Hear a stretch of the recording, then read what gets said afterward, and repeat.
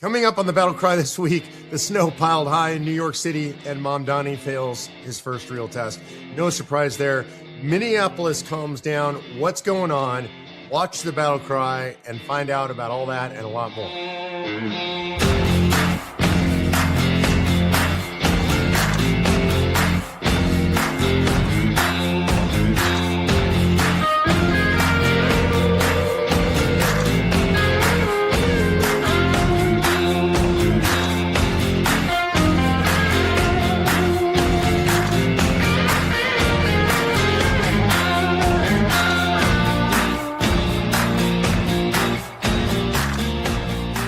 Hey everyone, Mark Meckler here. Welcome to the Sunday Night Battle Cry. And as always, we start this Battle Cry with a call to action, something that I want you to do. And sometimes it's not like go fill out a form or read a book, but it's something, a way of being that I want you to be. I want you to think about an approach to something and start maybe applying it to your own life, especially politically.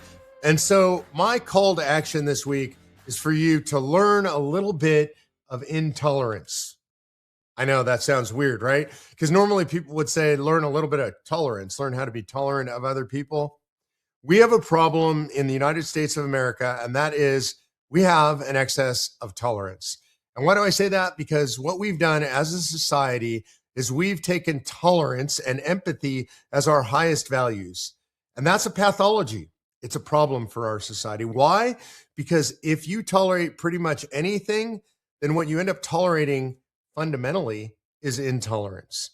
And that's where we've gotten to. So many things that we've been told to tolerate have now become intolerant. For example, we are supposed to tolerate religious pluralism. And I generally agree with that. People should choose whatever faith they want. However, we have a rising epidemic of a particular faith in the United States of America that by its very nature, by its doctrine, by its Quran, is intolerant, and that's Islam. Islam is rising in America. We're seeing more and more of it. We're seeing it here in Texas. And we've got a problem because they want to impose Sharia law.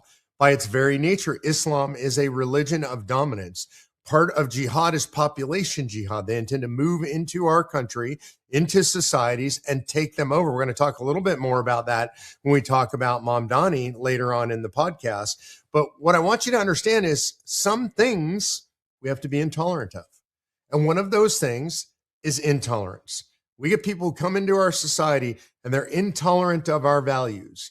They're intolerant of America. They're intolerant of white people in America. We've got to push back against that stuff. That's racist.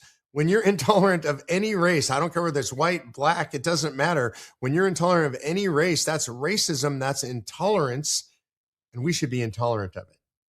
And so I want you to be discerning and to think, are there things that I or my church or my community have been tolerant of that we should no longer be tolerant of? And another thing is we've become too tolerant of crime and criminals in our society. And our courts repeatedly put criminals back out on the street again. We tolerate them because we're supposed to have empathy for the perpetrators and not the victims. And crime is a form of intolerance. I'm intolerant of your rights, so I'm going to violate your rights. I'm going to take your stuff. I'm going to beat you up. I'm going to assault you, whatever it is. And when I do that, I'm now being intolerant of your rights. I'm stepping across the line. And we, as a society, should not tolerate that. That's what I mean by be discerning and learn to practice more intolerance.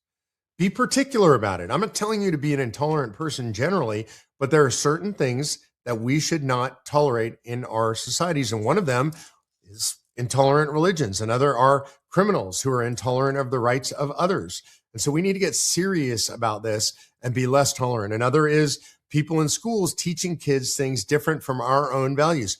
We, as parents and grandparents, should be intolerant of that. So I want you to learn to practice politely, discerningly, a little bit more intolerance. All right, so let's go to Minneapolis. It looks like Minneapolis is calming down. So let's talk about what happened and how did they get it calmed down. I think part of the problem in Minneapolis, the biggest part of the problem, was the pushback against federal enforcement of immigration laws by Tim Walz, Jacob Frey, and other officials there in Minneapolis. By doing so, they empowered local groups, NGOs, Antifa, rioters and protesters to do violent things. And ultimately, that led to the deaths of two of these quote unquote peaceful protesters, right? Alex Preddy, who assaulted federal officers on more than one occasion, and Renee Good, who drove her car at a federal officer. I think the tapes are clear on these things. I think there should be full investigations, but in my opinion, both of those, though tragic, were justifiable shootings. But those came out of an environment created by people on the ground in Minneapolis, public officials, encouraging people to get out there and put their bodies between federal law enforcement and justifiable, reasonable federal enforcement by these law enforcement officers. And so it's calmed down. Why has it calmed down? It calmed down because Tom Homan went in. I mean, this is kind of the fundamental thing. I think Kristi Noem said some stuff she shouldn't have said. I think she inflamed things with her rhetoric. She was quick to judgment on the Alex Preddy situation. She used the wrong language. I think the same is true of Greg Bovino, who was the Border Patrol guy on the ground in charge of operations there. Bad rhetoric, bad language. How we talk about things really matters. I don't think they were doing anything wrong on the ground, but the words that come out of our mouths, the Bible even tells us, can have a stunning, devastating effect. And their words inflame tensions, and that's not good. And those were responded to by words of officials on the ground, which also inflamed tensions. And you had this repeating cycle. So President Trump recognizes this. He's nothing if not great at public relations. He saw it was turning into a public relations debacle. And so what did he do? He sent in Tom Homan. Why Tom Homan? That guy is the single most professional law enforcement officer at a high level I've ever seen. He looks like a law enforcement guy. He sounds like a law enforcement guy. And he talks in measured tones like a real law enforcement guy. And he went in and people tried to get him to say things that were inflammatory, and he refused to do that. And instead, what he decided to do was bring down the rhetoric. And he said, look, I'm here to talk. And some people criticized him for talking. And he said, I'm of the belief that you can't solve a situation without talking to people about a situation. So I'm going to talk to everybody. I'm going to listen to everybody. And they did. And what ultimately ended up happening, according to Homan, was unprecedented cooperation from the local jails. And what did ICE want? Unprecedented cooperation from the local jails. And when they got that, they pulled out 700 officers off the streets. Now, 2/3 of the officers are still there, but there's still 700 officers that came off the streets, reducing tensions, allowing the Democrats, Jacob Frey and Tim Walz, to claim a victory. We shouldn't care about that. Still enforcing the law, but now having access to the jails honoring ICE detainers, and that makes it much calmer. Fewer officers on the streets, fewer apprehensions having to take place on the streets, the majority now in the jails, and that calms things down. I think that's a good thing for everybody. I mean, I know some people find it really satisfying to see these giant raids and the huge presence. I think you should do that stuff if it's necessary, but I don't find it inherently satisfying. What I want, starting off, is the worst of the worst, the criminals, the rapists, the murderers, the DUI folks, all these people who've committed crimes in our country off the streets. And that's really what appears to be happening right now. So I think that's fantastic. Minneapolis has calmed down. I think this is going to be the model in the future. Put the pressure on the cities to honor the ICE detainees, to prevent the chaos, to get the criminals off the streets. That's good for everybody. All right, number 2, the garbage and snow have piled high in Mamdani's New York City. They had a big blizzard that blew through there, and now there are just sky-high piles of garbage, sky-high piles of snow. It's pretty much a disaster a week later. They haven't managed to clean it up, and this is always a test for New York's mayor. By the way, it's really hard. When it snows hard in New York, when you get a foot of snow or whatever they got, maybe more, it becomes very difficult to do basic services. They don't have enough trucks.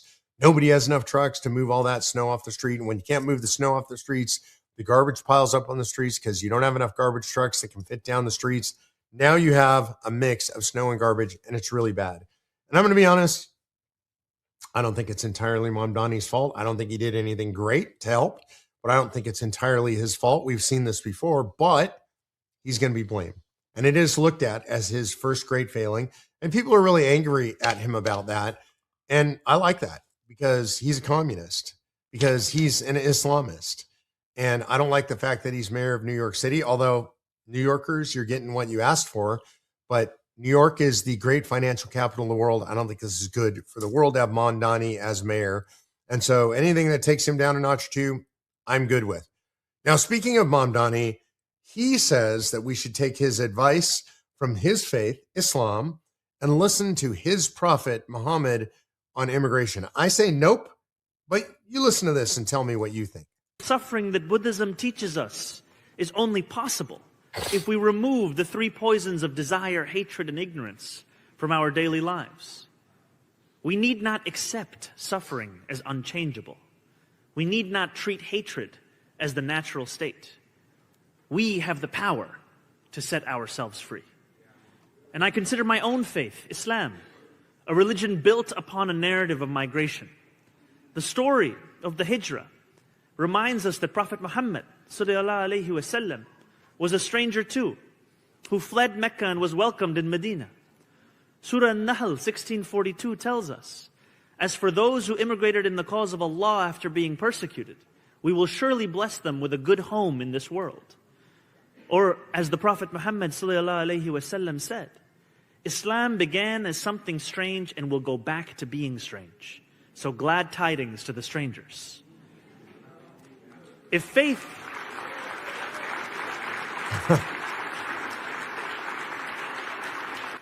offers us the moral compass to stand alongside the stranger, government can provide the resources. Let us create a new expectation of City Hall, where power is wielded to love, to embrace, and to protect. We will stand with the stranger. That hurts my head. And there's so many things with that are so wrong. Yeah. First of all, he starts with an exposition of Buddhism that's just entirely incorrect. If you've studied anything about Buddhism, one of the things that Buddhism tells the world, is that suffering is the nature of existence. And he says, refers to Buddhism and says we don't have to accept suffering. Actually, kind of exactly the opposite message of Buddhism.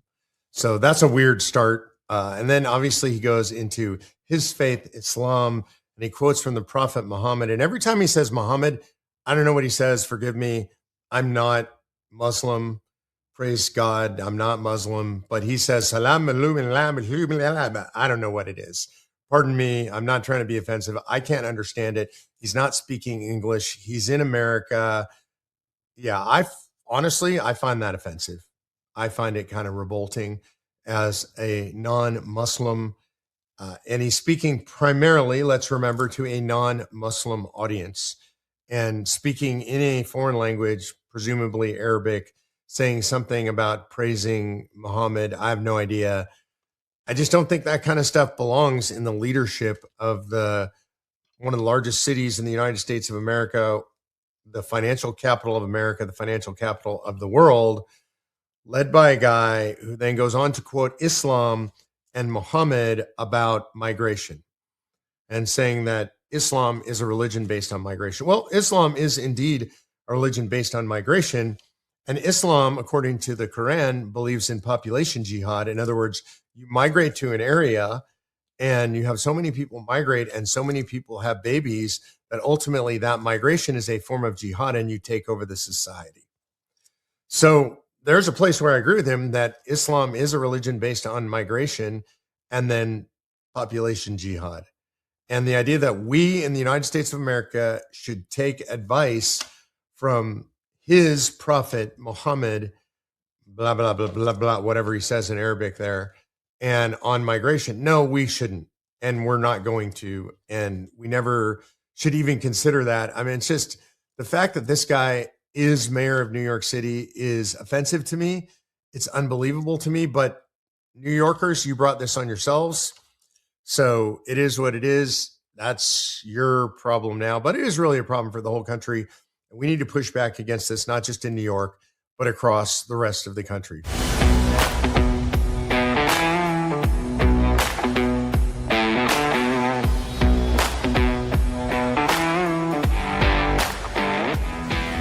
Bad stuff. Speaking of Islam, we can transit over to Iran. What's going on in Iran? I think nobody really knows, to be honest with you. We know that, I think the numbers that I've seen would say that at least 30,000 protesters have been slaughtered. The protests have now largely been quelled. They've been quelled Because if you leave your house, literally, if you step foot out of your house, they gun you down with machine guns in the streets. The bodies are stacked up in body bags, not even in morgues. They're being stored up in case America attacks Iran. They'll claim those as victims of the American attack. It's just horrifying. And this situation is a mess.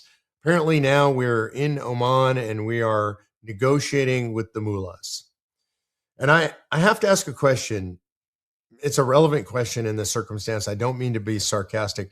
Have the Iranians ever kept their word in any negotiation ever? The answer is no. No. And by the way, Islam tells them that they don't have to. There's a doctrine of taqiyya in Islam, which basically says you can lie if it benefits the faith. So they lie. They have no intent of doing whatever it is that we might want that they say they'll do. They have no intent of doing. They claim the negotiations are only about their nuclear program. We say no. They say yes. These are not real negotiations. And I think one of the biggest problems we have right now is President Trump set out a red line. Remember red lines from President Obama's administration, right? Red lines that said in Syria that if Bashar al-Assad used chemical weapons against his own people, that the U.S. would act. And then he used chemical weapons against his own people, and the U.S. didn't do anything. If we acted scared and feckless at best. And I am worried that that's the situation we find ourselves in now. President Trump said unequivocally, clearly, he stood up and loudly said to the Iranian people, take to the streets. And if you do so, I have your back. I will be there for you. Right now, it doesn't look like that. And I feel bad for the Iranian people, for the families whose children and loved ones were made martyrs in the fight for freedom in Iran. And it seems right now that the U.S., we have a huge force off the coast there, but it seems like we've stood down. And now we're chitty-chatting with the Iranians. Now, I don't have the answer. I want to be really clear. I have no idea what to do in Iran. I'm not privy to the military intelligence. I don't know what we could do militarily if we wanted to. I don't know what the consequences would be. I'm not calling for anything in particular because I'm always honest with you guys about what I know and what I don't know. I don't know. I'm not an expert on Iran. I'm not an expert on our firepower there. I'm not an expert on the military situation there. I'm not an expert on how much damage could Iran inflict if it actually turned out to be a kinetic war, or whether we should even have such a thing.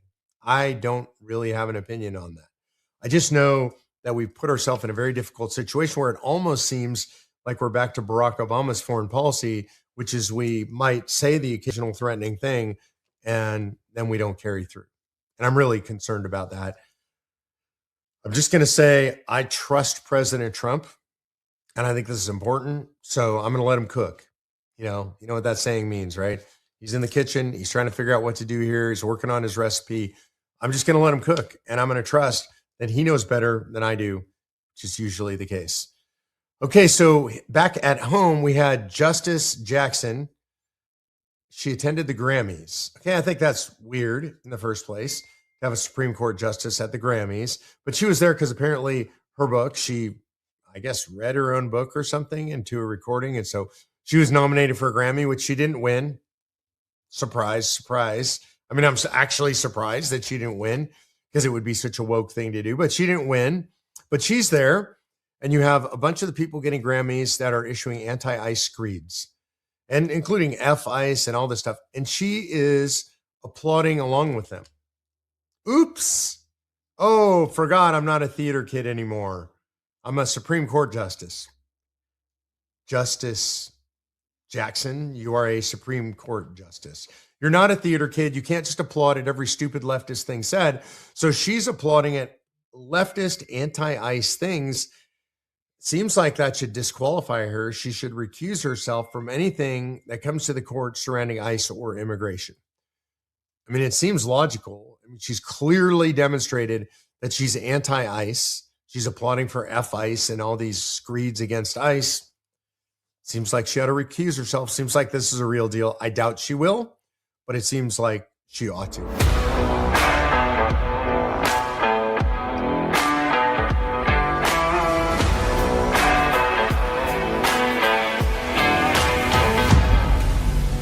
right, last week I spent the week in Washington, D.C., the first half of the week. It was great. I was there in my capacity as CEO of Just the News and Just the Network, hanging out with John Solomon, watching news break, building the business. It was very exciting.